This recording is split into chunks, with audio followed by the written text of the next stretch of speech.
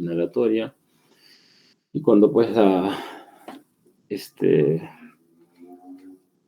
el monóxido de carbono,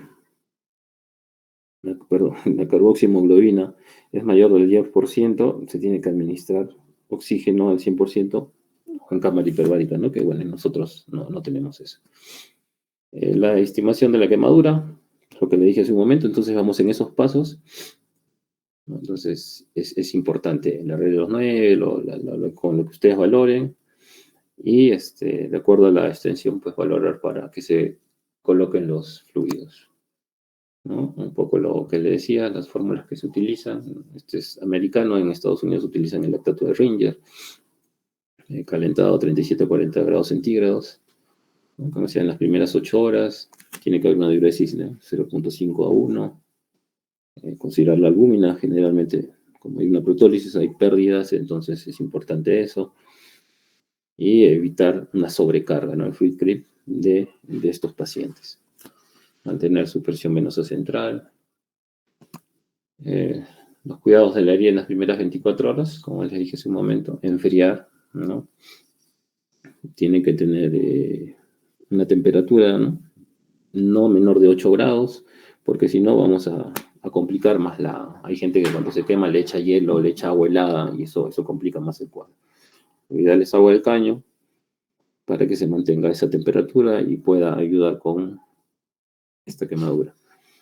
Si lo vamos a trasladar y no tenemos cómo estar echándole el agua, mojamos una sábana limpia, algo, y la metemos sumergida el agua sin exprimir, y con eso llevamos al paciente hasta el centro de salud o nosocomio, para que nos permita, de cierta forma, ayudar con la quemadura, ¿no? Retirar la ropa, las joyas, agentes químicos, de serlo, porque también hay quemaduras por agentes químicos.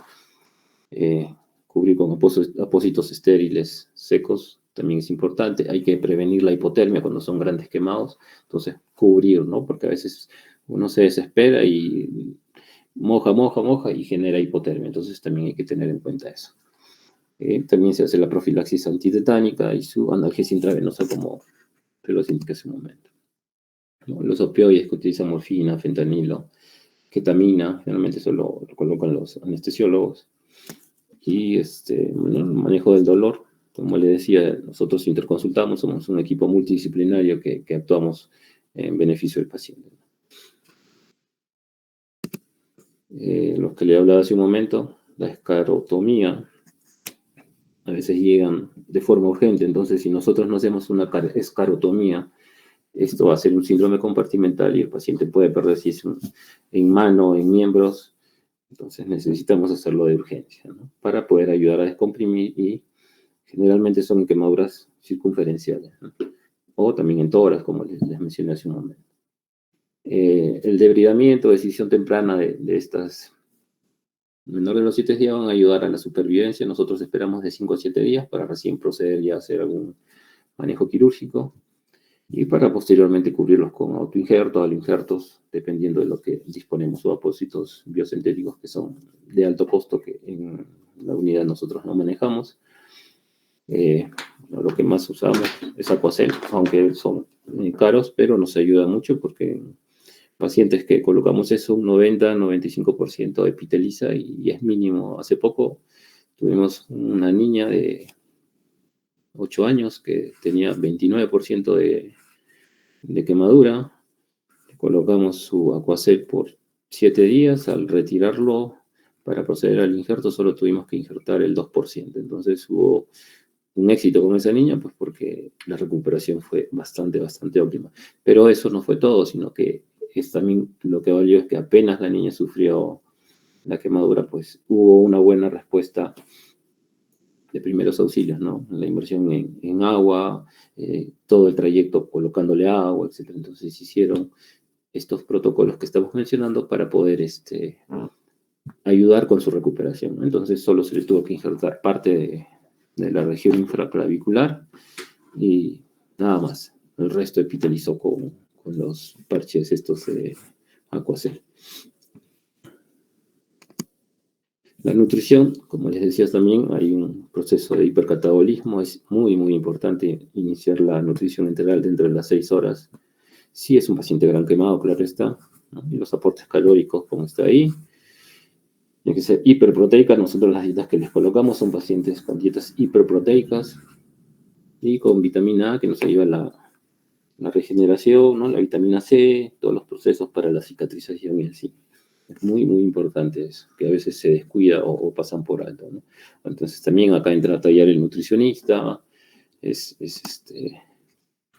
muy importante eso, ¿no? Entonces acá cuando hay el hipermetabolismo post-quemadura, pues hay un aumento de las catecolaminas, el cortisol, el glucagón. Entonces esto va a persistir hasta casi por un año, ¿no? Los requerimientos energéticos, como se mencionan ahí, ¿no? Las proteínas hay que aumentarlas de 1.5 a 2, hasta 2.5 en niños, de preferencia vía enteral, pero a veces no se puede, entonces tenemos que ver otras vías.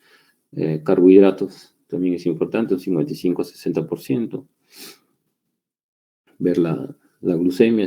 Generalmente a veces cuando pasan estos eventos, los pacientes pues, presentan glucosas de 300, 400, entonces es todo un tema, ¿no? que se complica. Entonces un poco de lo que hablan, los lípidos también es importante, la albúmina, hay aminoácidos, es una serie de cosas que se trabajan actualmente para poder ayudar al paciente a que su nutrición mejore y por ende va a ayudar a su recuperación, a su epitelización, a su mejor en todo su proceso de la quemadura, ¿no? Dentro de los micronutrientes, la vitamina A, ahí están las cantidades, el zinc, selenio, el cobre, la glutamina, la arginina, que está usándose mucho actualmente, agentes anabólicos, ¿no? La oxandrolona, el propanolol, no lo usamos, pero esto lo refieren las guías americanas. El inicio enteral precoz, que va a ayudar a preservar la mucosa y evitar la sepsis. Todo esto buscando evitar, ¿no? Para reducir la pérdida de calor y el gasto energético.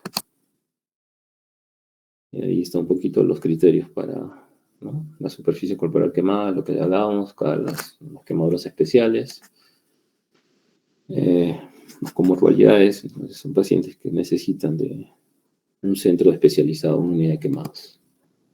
Complicaciones que se pueden presentar, no sé, neumonía, trombosis.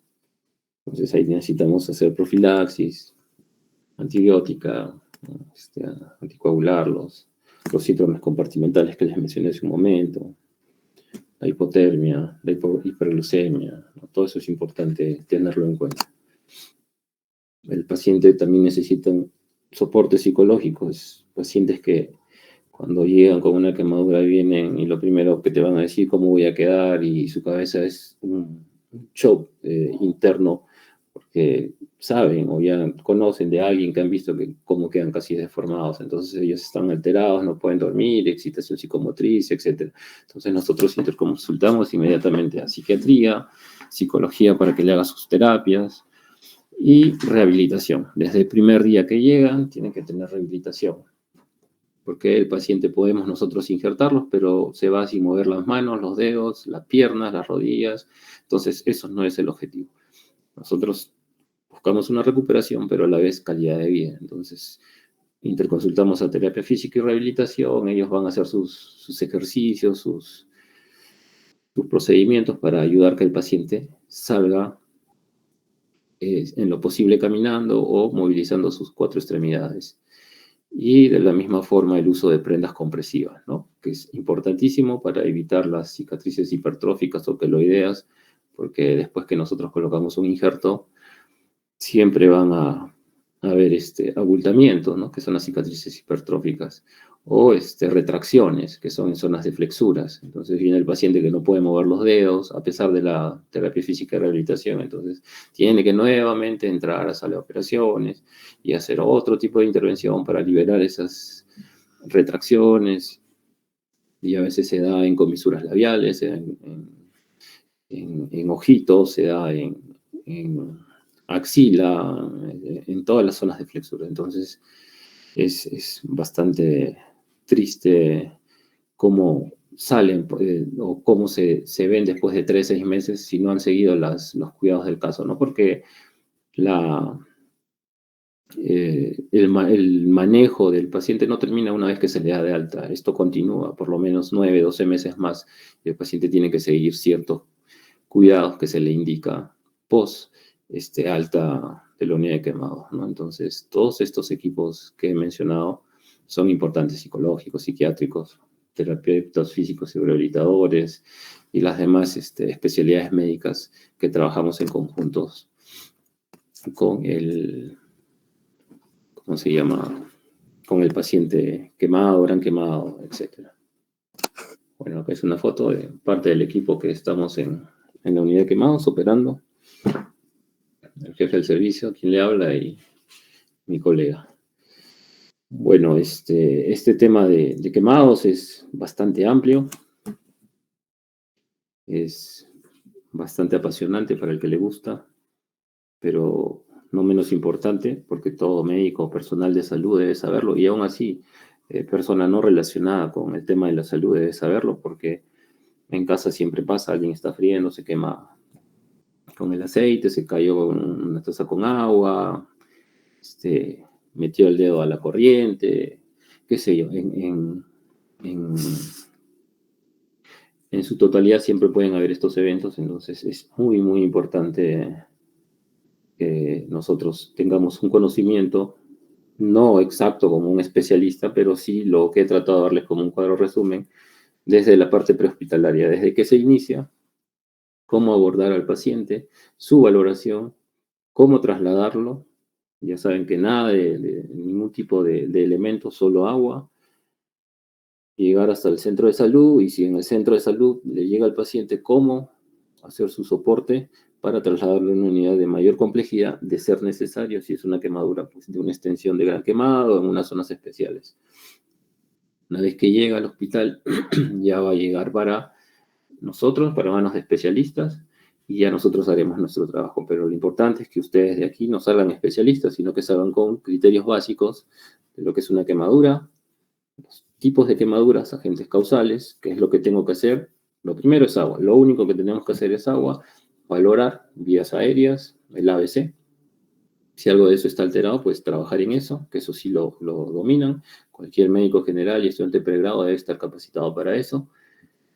Hoy en día se dan muchos cursos de la parte prehospitalaria, porque lo digo por experiencia propia. Bueno, yo lo he hecho desde pregrado, era paramédico, pero muchos médicos dentro del hospital, cuando pasa un accidente en la calle, no saben qué hacer, porque solo se formaron para trabajar dentro de un hospital.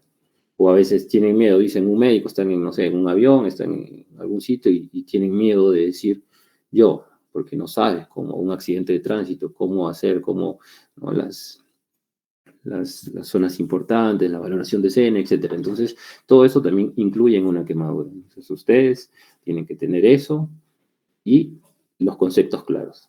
Manejos y un poco más especializados para nosotros, pero nosotros determinar qué tipo de quemadura, los tipos de lesiones, la profundidad, la extensión, y con eso poder trasladar al paciente. Bueno, me he extendido no sé cuánto tiempo, pero de todas maneras espero que haya podido ayudar un poco con lo que ustedes, con sus expectativas. El día de mañana nosotros vamos a hacer la parte práctica junto con mi colega, y de repente ahí vamos a poder abordar un poco más algunas cosas que ustedes tengan dudas ya en la parte práctica, pero si tienen alguna pregunta, encantado de poder absolver. Muchas gracias, doctor, por su ponencia, muy interesante. Gracias por los consejos. ¿Alguna parte de los asistentes tiene alguna pregunta? Levanten la mano de repente en el chat.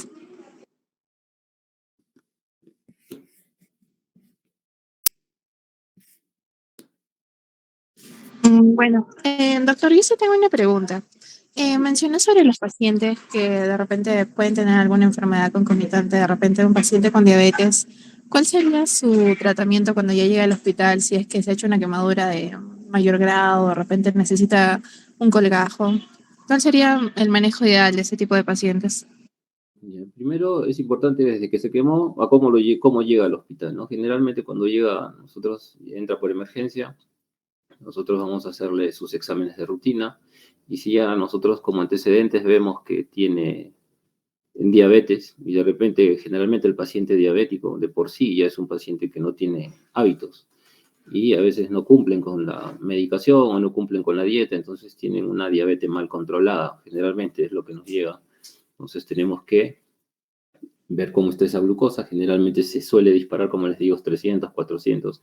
Interconsultamos a eh, endocrinología o medicina interna, dependiendo, ellos ya ponen sus escalas de insulina, NPH, etcétera, y estamos su monitorización constante con un hemoglucotés cada 8 o 6 horas, dependiendo. Tenemos que estabilizar esa glucosa para nosotros poder hacer algún manejo quirúrgico. Nosotros no podemos entrar a un paciente con la glucosa alterada a sala de operaciones, porque primero el anestesiólogo no nos va a dar pase, segundo va a complicar cualquier tipo de evento o cirugía que le hagamos, ¿no? Desde un injerto, una limpieza quirúrgica o un colgajo, ¿no? Entonces es importante manejar eso, ¿no? Y ya en la unidad, pues nosotros hacemos su dieta hipoglúcida, ¿no? Con cantidad de carbohidratos, proteínas, etcétera, de acuerdo a lo que nos indican los especialistas. Nosotros podemos tener los conocimientos, pero no abordamos eso, interconsultamos, ¿no? Paciente diabético, ya interconsulta endocrino, paciente diabético, interconsulta cardio, etcétera. Trabajamos, como te digo, multidisciplinariamente. Entonces ya el especialista viene y coloca sus prescripciones, pide ciertos tipos de exámenes, ¿no? Hemoglobina glicosilada para ver pues, cómo ha estado en el tiempo esta glucosa, etcétera. A ver si hay el nefrólogo para ver si hay problemas renales, al oftalmólogo, si hay algunos problemas a nivel de visión, porque sabemos que los pacientes diabéticos pues tienden a generar ciertos daños en esos órganos, ¿no? Entonces, básicamente es eso, manejar proceso agudo de la glucosa, ¿no? Con hidratación ayudamos, pero como eso, mandamos siempre la interconsulta al especialista. Nosotros, en unidad de quemados, los cirujanos plásticos, vemos básicamente la parte quirúrgica, a pesar de que podemos saber, porque tenemos que saber la parte fisiológica, fisiopatología, como médicos generales, porque a pesar de ser especialistas, no dejamos de ser médicos generales, sabemos de las enfermedades, pero se le llama al especialista para que pueda hacer su tratamiento y manejo por parte de ellos. Ok, doctor, muchísimas gracias. Bueno, creo que no hay más preguntas de parte de los asistentes. Agradecemos nuevamente.